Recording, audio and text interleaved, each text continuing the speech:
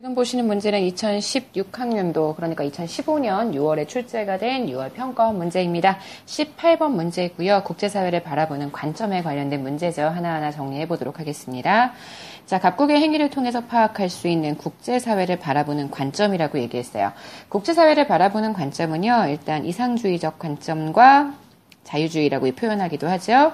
그리고 현실주의적 관점, 이렇게 두 개의 관점이 대립되고 있다는 것 알고 계셔야 되고요. 일단 문제의 발문에서 국제사회를 바라보는 관점이다라고 얘기하면 두 가지가 딱 떠올라야 돼요. 그래서 국가 간의 합의를 통해서 평화를 달성할 수 있다. 이상주의 관점. 아니다. 힘의 논리에 의해서만 평화 달성이 가능하다. 현실주의적 관점이라고 이야기해 줄 수 있겠죠. 자, 한번 가볼게요. 핵무기 없는 세상이라는 희망을 제시한 각국의 노력이요. 결국 국가 간 협정의 형태로 결실을 맺었대요. 상대국의 협정 탈퇴 가능성과 자국 군사력 약화라고 얘기하는 우려에도 불구하고요. 각국은 핵무기의 지속적인 감축을 통한 국제적 평화 환경의 조성이 무엇보다 중요한 가치라고 판단했기 때문이래요. 결국은요. 협정을 통해서 여러 가지 위험이 있음에도 불구하고 국제사회의 평화 환경이 조성될 수 있었다라고 얘기하는 거 보니까요. 이거는 이상주의적 관점이라고 보실 수 있겠죠. 최근의 교육과정에서는 이상주의적 관점을 다른 말로 자유주의적 관점이라고 표현하기 때문에요. 두 용어는 같은 의미라는 점을 정확하게 알고 계셔야 할 것 같습니다. 1번부터 가볼게요. 국제사회는요. 권력관계보다 상호 협력관계를 중시한다. 이거 전형적인 이상주의 관점이죠. 정답은 되게 가볍게 1번 나오는 것 확인할 수 있고요. 자, 국제 규범을 준수하는 것보다 자국의 이익을 지키는 것이 중요하다. 자국의 이익을 좀 더 우선시하고 있다는 것은 국제사회를 바라보는 현실주의적 관점이고요.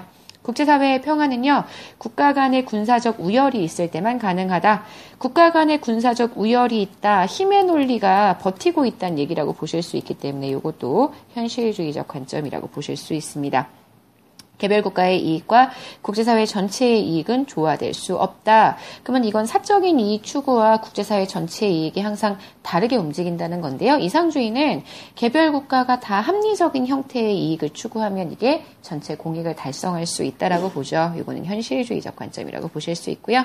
국제사회에서 다른 나라의 배려나 양보를 기대하는 것은 결국 자국의 이익을 좀 더 충실하게 지키고 있는 국제사회이기 때문에 기대하는 것은 합리적이지 못하다. 이것도 현실주의적 관점 이라고 보실 수 있겠네요. 자, 그렇다면 18번의 정답은요. 1번 되는 것 가볍게 확인하실 수 있을 거예요.